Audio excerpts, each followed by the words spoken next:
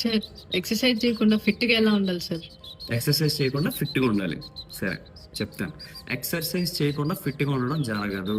కానీ ఎక్సర్సైజ్ చేయలేని వాళ్ళ కోసం నేను ఒక సూపర్ ఫ్రూట్ చెప్తాను. ఈ ఫ్రూట్ తింటే చాలా చాలా గుడ్ థింగ్స్ జరుగుతాయి మన బాడీలో. ఏంటి అంటే VO2 మ్యాక్స్ పెరిగి మన బాడీ ఫిట్నెస్ లెవెల్ పెరుగుతుంది, మజిల్ స్ట్రెంగ్త్ పెరుగుతుంది.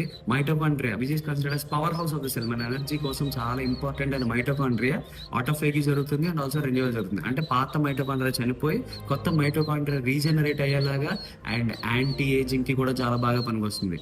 యూ వాంట్ టు నో ఆ సూపర్ ఫుడ్ ఏంటో కావాలా? Yes sir. అయితే షేర్ అండ్ సబ్స్క్రైబ్ చేయాలి. ఆ సూపర్ ఫ్రూట్ ఏంటంటే పోమోగ్రానైట్.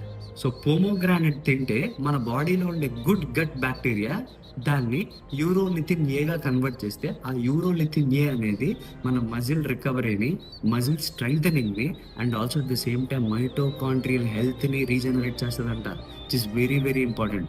కానీ ఒకవేళ మీరు రెగ్యులర్గా జిమ్కి వెళ్తే ఎక్సర్సైజ్ చేస్తూ ఉంటే ఆఫ్టర్ ఎక్సర్సైజ్ పోమోగ్రానైట్ తింటే that will help you a lot. Thank you.